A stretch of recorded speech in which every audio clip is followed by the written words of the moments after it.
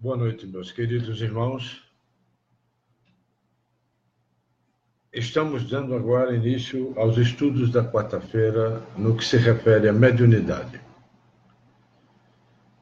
Hoje nós vamos discutir e trabalhar, de acordo com a ciência espírita, a glândula pineal, a mediunidade receptiva, o olho de Shiva, que nós olhamos muito e vemos, inclusive, aquele simbolismo nos orientais, o papel da hipófise, da tireoide, do timo e do chakra cardíaco. É muito importante que, para a mediunidade, o sistema glandular, o corpo pineal, ou a epífise, que eu digo que fica situada na moleira, é uma pequena estrutura que eu disse na reunião passada, que nós tínhamos condição de, através dela, nos ligarmos com o mundo espiritual. Mas antes disso, antes de darmos continuidade, a parte posterior da raiz do terceiro ventríloco e projetar-se para trás, por cima dos corpos quadrigêmeos superiores, explicar uma série de coisas dentro da biologia do corpo pineal, eu gostaria de fazer uma pequena e breve reflexão de Meimei sobre o dia de amanhã, que é o dia das crianças. Então, eu resolvi trazer a colação, a prática nossa aqui da aula de hoje, uma mensagem da criança, de Meimei. Diz Meimei o seguinte: dizes que sou o futuro, não me desampare o presente. Dizes que sou a esperança da paz, não me induzas à guerra. Dizes que sou a promessa do bem, não me confies ao mal. Dizes que sou a luz dos teus olhos, não me abandones às trevas. Não espero somente o teu pão, dá-me luz e entendimento. Não desejo tão só a festa do teu carinho, suplico-te amor com que me eduques. Não te rogo apenas brinquedos, peço-te bons exemplos e boas palavras. Não sou simples ornamento do teu caminho, sou alguém que te bate a porta, em nome de Deus. Ensina-me o trabalho, e a humildade, o devotamento e o perdão. Compadece-te de mim e orienta-me para que eu seja bom e justo. Corrige-me enquanto é tempo, ainda que eu sofra. Ajuda-me hoje, para que amanhã eu não te faça chorar. Isso é uma mensagem de uma criança que foi feita a Chico Xavier pelo espírito de Meimei.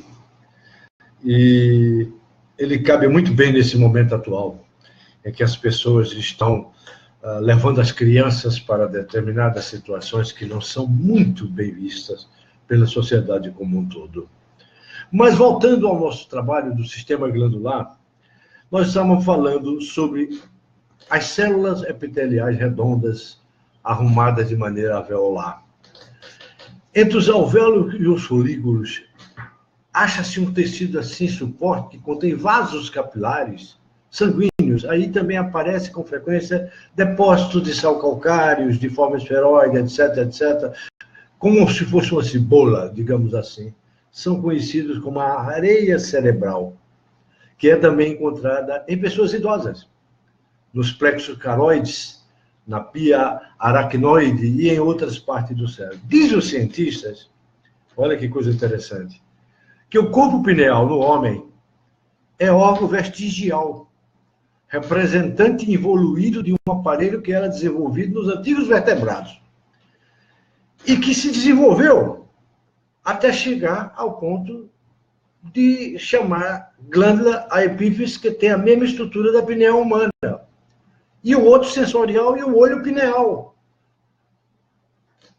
É muito interessante que parece não perceber a luz esse ponto, mas o tamanho enorme de alguns animais, dessa glândula que ainda tem alguns animais, parece indicar que se tratava de um olho funcional.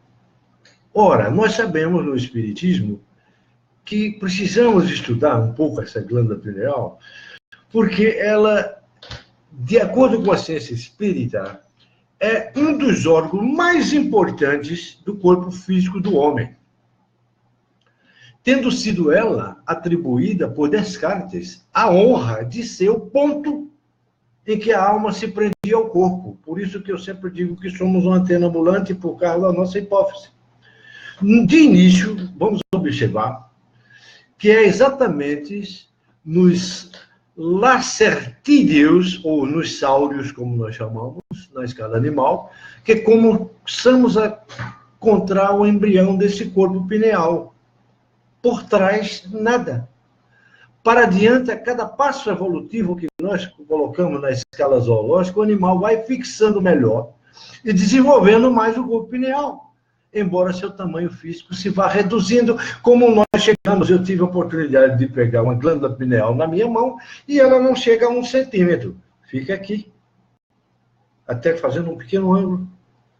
O funcionamento é ainda desconhecido pela ciência médica, que apenas lhe empresta, como eu já disse antes, a tarefa de travar a evolução dos órgãos sexuais. Freud era mestre em falar sobre isso. Daí a discussão dele com Jung, como eu falei na reunião passada.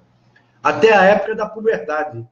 Afirma a ciência atual, nossa, que desconhece qualquer hormônio por ela produzido. Claro, ela não produz hormônio nenhum. Ora, em realidade, o corpo pineal não é glândula produtora de hormônio, mas é apenas uma chave da ligação elétrica, ou talvez, melhor dito, uma válvula de ligação nossa com a espiritualidade. Os impulsos eletromagnéticos e eletroquímicos nos nervos seguem o trajeto que já estudamos, quando estudamos o sistema cerebral completo. Atrás, mais no corpo pineal, que são registrados esses impulsos e transmitidos para o espírito. É no corpo pineal. Muito bem.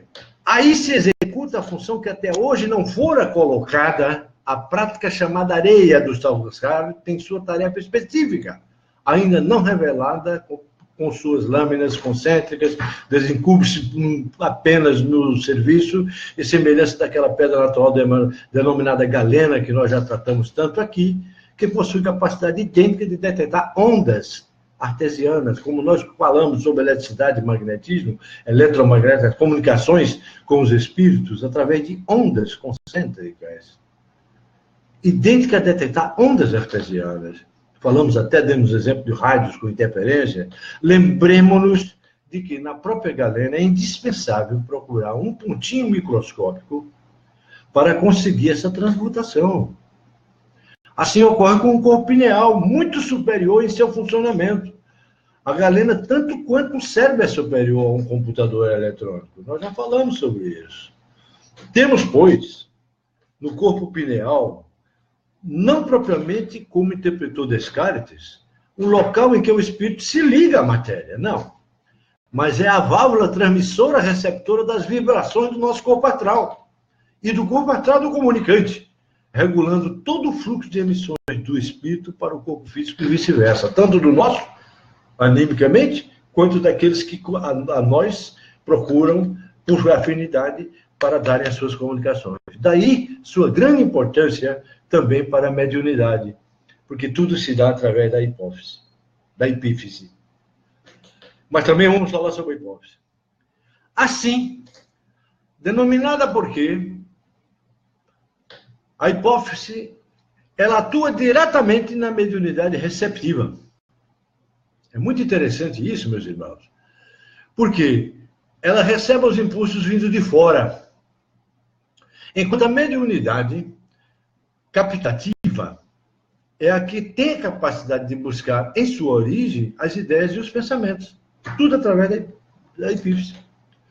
Os impulsos provenientes do espírito são transferidos do corpo astral ao corpo pineal, irradiando-se daí a substância branca ao córtex, que nós já falamos, ao tálamo, até penetrar normalmente no sistema nervoso, comandando o veículo somático do médium. Esta é a ligação direta do próprio espírito, personalidade, com seus veículos físicos.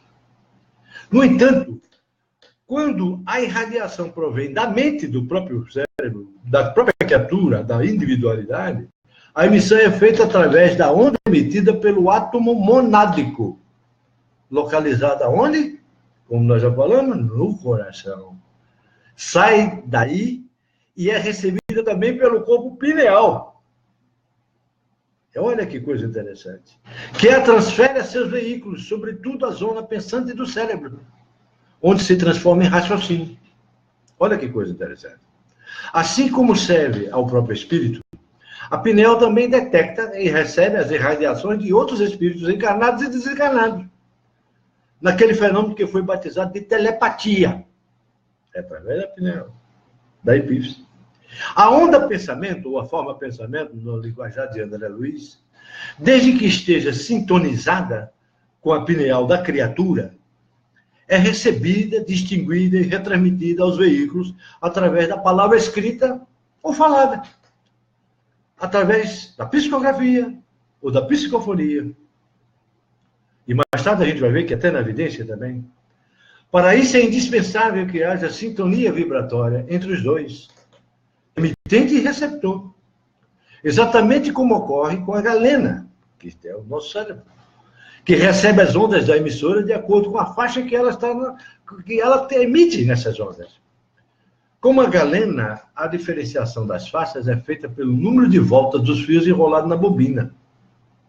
No corpo pineal, essa sintonia se realiza de acordo com o número de ciclos por segundo alcançado pela evolução da criatura através dos milênios. Quanto mais evoluída espiritualmente a pessoa, mais elevada a faixa de onda que pode receber. Por isso que alguns médiuns não conseguem. Passam horas, dias, anos tentando rabiscar alguma coisa e não conseguem. Era bom que se visse isso.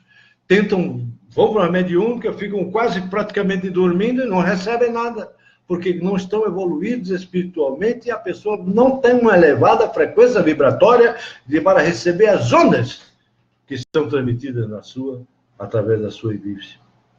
Quer do próprio espírito da pessoa, quer da mente individualidade, quer de outro espírito encarnado ou não, o corpo pineal constitui, então, a chave ou a válvula de recepção mediúnica por telepatia. O aparelho de alta acessibilidade, mas que necessita, não obstante, de treino, de exercício, para que se desenvolva, para que não se embote. Por isso que a gente diz, os médios em desenvolvimento, porque ele está fazendo um trabalho em que a sua epífise o corpo pineal vai trabalhando e vai se aprimorando e vai se desenvolvendo. Quanto mais exercitada, mais facilmente ele recebe uma comunicação mediúnica. No entanto, como as vibrações do próprio espírito e dos espíritos afins é do mesmo tipo, o médium frequentes vezes não sabe distinguir se a ideia é recebida dele próprio ou é alheia. Por isso que eu sempre digo, eu sou uma antena ambulante. Nós somos, cada um de nós, médiuns, somos antenas ambulantes. E se não tivermos preparados, nós vamos distinguir se é nosso pensamento ou se é de alguém que está nos dizendo alguma coisa. Sintonizados através da nossa glândula pineal, da nosso sistema corpo pineal, que não é uma glândula, que não fabrica nenhum tipo de hormônio.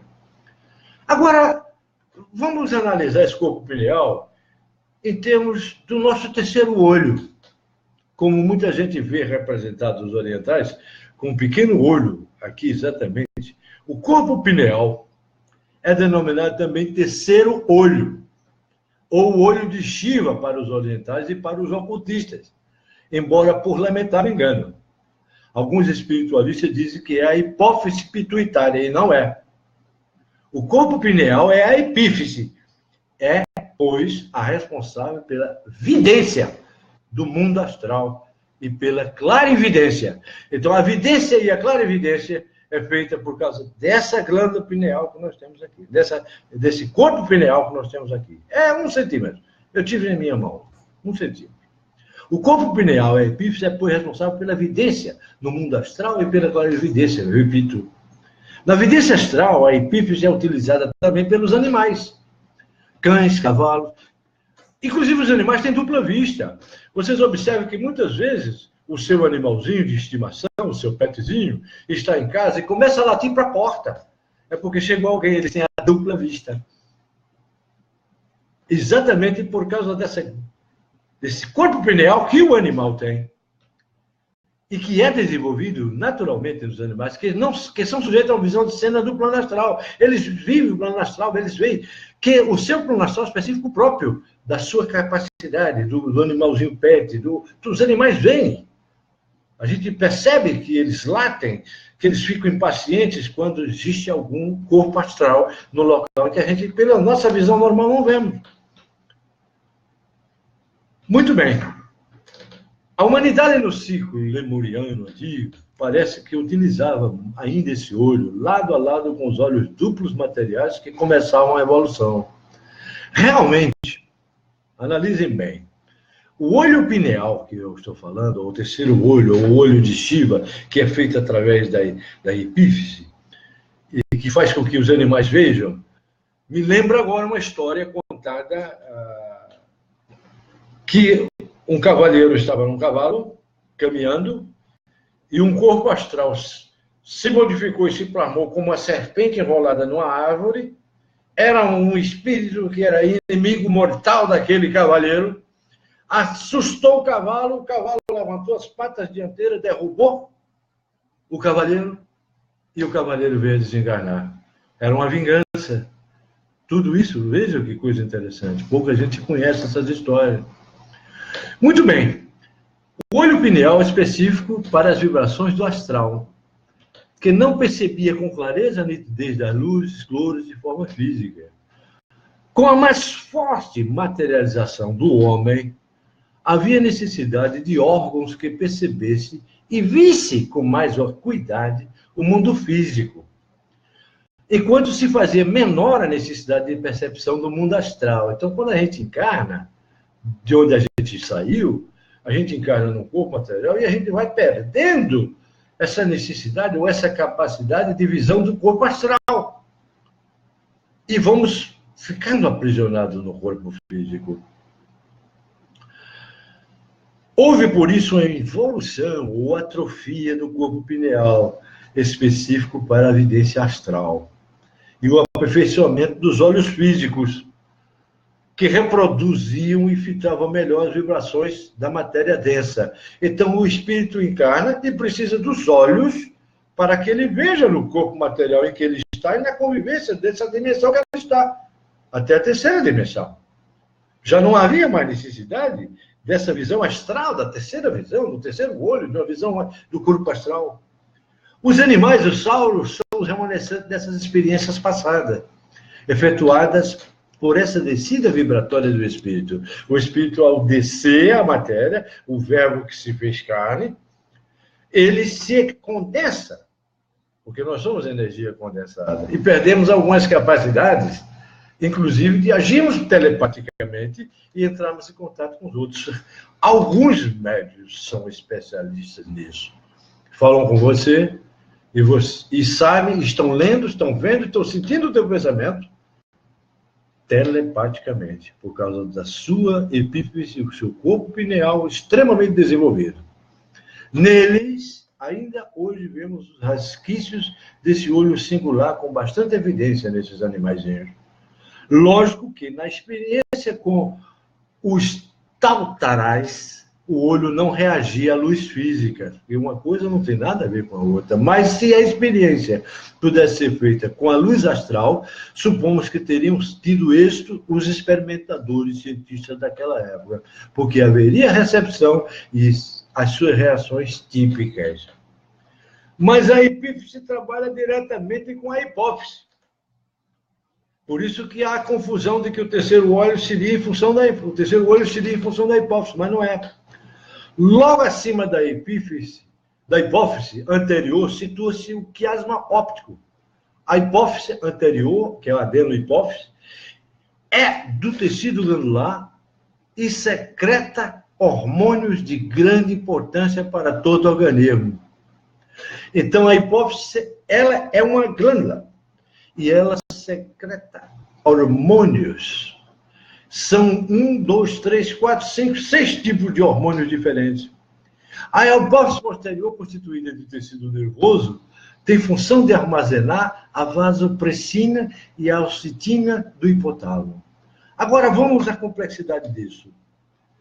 Por sua complexidade, a produção hormonal e pela importância das funções sobre que atua, a hipófise, ou a pituitária, como muita gente chama, mas que não se deve confundir-se com a mucosa pituitária, que reveste internamente o nariz, não é essa, é uma das glândulas-chave da criatura humana, em sua ligação com o mundo astral mais denso, mundo astral superior, epífise, mundo astral mais denso, hipófise, atingida pelas vibrações da visão.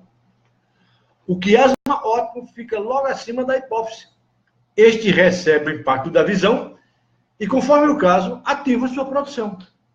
Por exemplo, quando certas criaturas contemplam gravuras eróticas ou atitudes provocantes através da visão, a hipófise aumenta a atividade sexual das glândulas, das gônadas, pela produção maior de um hormônio chamado ICSH, fabricado pela hipófise. E ainda, ao verem certas formas assustadoras que as amedrontam através da visão, lançam no sangue grande quantidade de adrenalina, que são as suprarrenais, que estimulam o vínculo também de outro hormônio fabricado pela hipófise.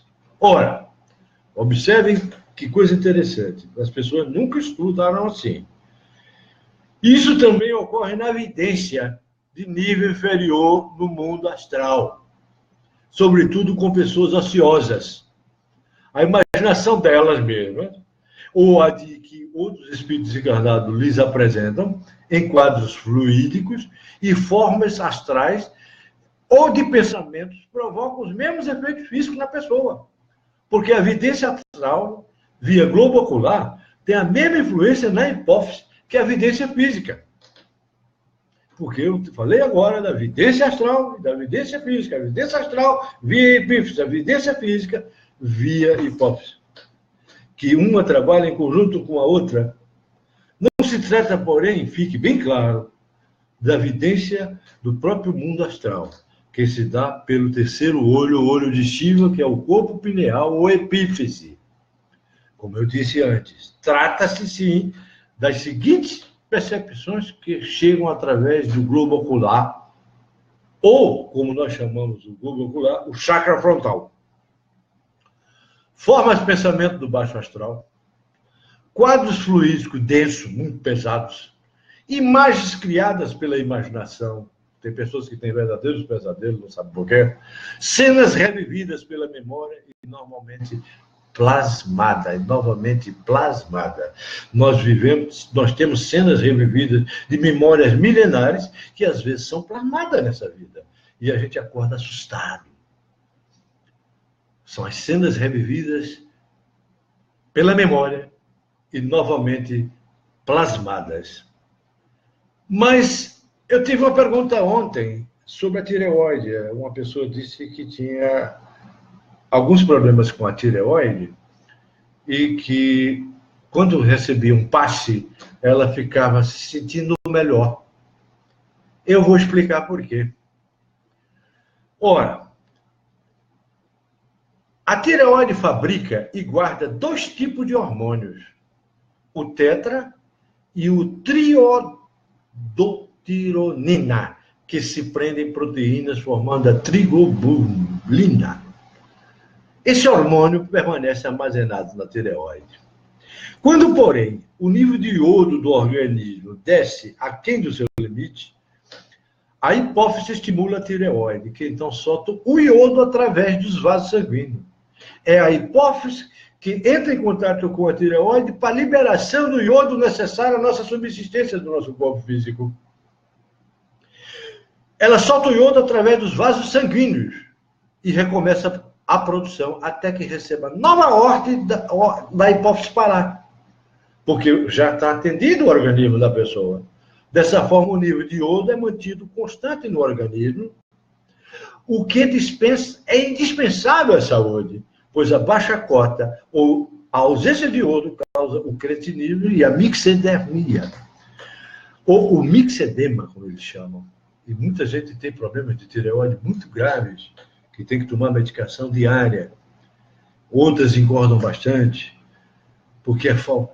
Vamos analisar isso em termos mediúnicos. A pessoa disse que ela ia ao centro, tomava um passe de equilíbrio, né? Porque são todos os centros de força, e ela ficava melhor da tireoide. Sim, é verdade. A tireoide é fundamental para a mediunidade. Sendo tão grande a importância da ação da tireoide, vemos que a influência nela é exercida pelas vibrações que atuam no chakra laríngeo também repercute na produção hormonal, afetando todo o organismo. Por isso que quando você recebe um passe, ele reequilibra seu sistema da sua tireoide, através do seu chakra frontal. O chakra, ao agir, faz ativar-se a ação glandular. E daí observamos um fato digno de registro. Os médiuns receptivos são hipotireoidianos. Além de geralmente apresentar pressão sanguínea baixa, ou seja, hipertensão arterial, eles têm esse problema na tireoide. Então, se você tem um problema na tireoide, vá ao médico da terra, mas também vá ao centro, porque provavelmente você é um médium e a sua tireoide está precisando trabalhar ou ser utilizada nas comunicações. Os hipertireoidianos são menos sujeitos a esse tipo de mediunidade, preponderando neles a sensibilidade nervosa ativa, dificilmente propiciando a calma necessária para a recepção passiva. Então, você precisa trabalhar isso para que você equilibre a sua tireoide, para que você possa ser um médium mais adequado. Aumentando a produção e a distribuição do iodo no organismo, verifica-se um acréscimo na capacidade intelectual do indivíduo. As pessoas não sabem disso. Quanto mais iodo, mais a sua capacidade intelectual. Pois assim como a falta de iodo produz o cretinismo, assim seu aumento causa maior velocidade intelectiva. Pouca gente sabe disso. Por isso, o exercício da mediunidade faz que o sensitivo passe a gostar mais de leituras e adquira, com o tempo, independentemente da cultura que tenha, maior facilidade de falar em público. Veluemos melhor no capítulo da linguagem, quando nós falamos sobre a linguagem dos médiuns, que é desenvolvida também. Olha que coisa interessante. E pouca gente sabe que essa facilidade vem da quantidade de iodo liberado pela nossa tireoide, comandada pela hipófise, que também recebe o comando da hipófise, da epífise. O timo, ele se situa entre os pulmões, por trás do externo, à frente do coração e dos grandes vasos. Ele é róseo no feto e é cinzento na criança. O timo, todo mundo já ouviu falar no timo. Ao nascer, pesa cerca de 12 gramas o timo, a glândulozinha, atingindo na puberdade seu maior peso, 37 gramas, diminuindo depois até que entre 60 e 70 anos pesa apenas 6 ou 7 gramas. A minha deve estar pesando menos. Deve estar pesando entre 6 e 7 gramas mesmo. A parte inferior corresponde ao suco aurículo ventricular anterior do coração. E o vórtice bifurcado fica logo abaixo da tireoide. Olha lá, a tireoide entrando em contato com o coração. Vamos lá. A parte superior cervical relaciona-se com o músculo do externo e as carótidas primitivas. A inferior torácica relaciona-se com as articulações condoesternais e com o pericárdio, grande vaso, a aorta, a artéria pulmonar, vem a cava superior, os troncos arteriais, os vasos braquiocefálicos, que coroam o coração. E ainda com o pulmão, a pleura e o nervo frênico. Os nervos do timo emanam do grande simpático e talvez, diz os tratados de medicina, do pneumogástrico. A fisiologia até agora, digamos até 1970, não descobriu qualquer hormônio produzido pelo timo. Mas ele tem uma ligação direta com o chakra cardíaco. O chakra cardíaco está intimamente ligado ao timo. E qualquer influência astral compromete essa glândula, que, segundo os fisiologistas, nenhuma função possui, depois da puberdade que tanto se atrofia. No entanto, para nós, espíritas, pela ciência espírita, do ponto de vista espiritual, a função química é bastante sensível, pois atua no setor mais elevado da criatura, com efeito não apenas na criança, em que o timo é mais desenvolvido, como nos adultos. Pessoas ditas timímico-linfáticas caracterizam por um ar angélico e místico. Aquelas pessoas, assim, com aquela angelitude na expressão, não apenas na aparência física, mas no comportamento diante da vida. São aquelas pessoas calmas, tranquilas. Realmente, o timo desenvolvido favorece as ligações com o chakra cardíaco e, portanto, a união do eu personalístico da pessoa com o eu da individualidade, o conhecido encontro, que eu tenho falado sempre, inclusive ao sábado. Nas pessoas comuns em que o timo se atrofia, observamos que as características do chamado homem do mundo, extrovertido, lançado para fora, atuante no corpo financeiro, comercial, industrial, das atividades externas, ao contrário, aquelas em que o timo permanece mais ativo, são as introvertidas. Dada a meditação, quem tem o timo desenvolvido, junto com o seu chakra cardíaco, eles são dados à meditação, à contemplação, à vida mística e religiosa, sempre voltada para o seu interior, graças a Deus. E por isso mesmo, despreparados para qualquer atividade externa. Sua expansão é interna. Sua vida desenvolve mais no espírito que na matéria. Às vezes eu digo para alguns amigos, é tão difícil, você não imagina como é difícil estar com pé lá e outro cá. Outras criaturas que apresentam épocas de altos e baixos. Ora esfuziantes, de entusiasmo, e otimismo extrovertidos, são aquelas pessoas muito brincalhonas, ora deprimidas, às vezes as pessoas deprimem, ficam pessimistas com a vida, enquanto a vida... São introvertidos.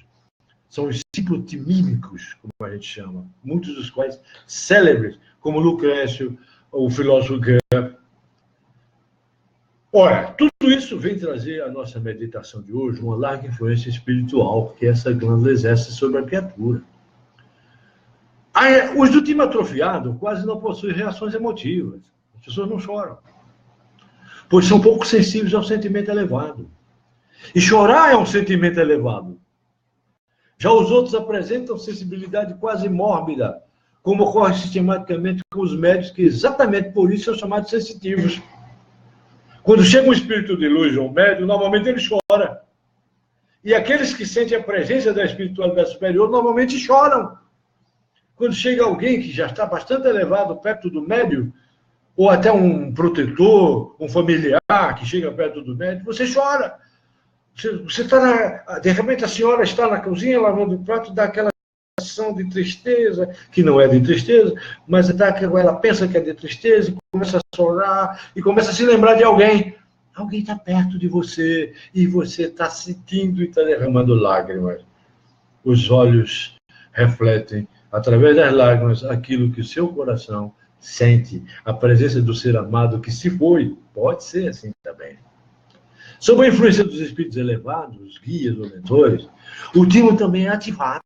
Por isso que você, através da atuação por meio do chakra cardíaco, ele é ativado. Tanto que, após longo intercâmbio com eles, os médiuns apresentam a expressão de alegria infantil e de tendência ao misticismo e às atitudes angelicais em seus atos, palavras e conceitos, como é fácil verificar nos meios espiritualistas. Isso é possível que as pessoas se enganem bastante. Agora, meus irmãos, eu acredito que nós terminamos hoje os órgãos e na próxima quarta-feira vamos falar sobre os órgãos abdominais. Falamos sobre a glândula pineal, a mediunidade receptiva, o olho de Shiva, a hipófise, o timo e o chakra cardíaco, e como elas se agem conosco. E para aquela pessoa, olhe a sua tireoide, vá ao centro espírita, comece a participar, comece a trabalhar, comece a tentar se desenvolver. Não deixe de ir ao seu médico da terra para ver seus remédios, mas quem tem problema de tireoide normalmente se sente leve através de um passe, através de uma casa espírita, não só na mesa, na mesa mediúnica, mas até num simples passe, é porque essa pessoa tem uma capacidade mediúnica que precisa ser explorada, que precisa ser desenvolvida. Em vista disso, nós vamos encerrando por hoje, e na próxima quarta-feira falaremos sobre os órgãos abdominais e como eles influenciam na nossa mediunidade. O papel nas comunicações mediúnicas dos órgãos abdominais. Uma boa noite, que Deus os abençoe, e eu me despeço agora em nome de Jesus, desejando paz e harmonia em vossos corações. Muito obrigado, uma boa noite. Deus os abençoe.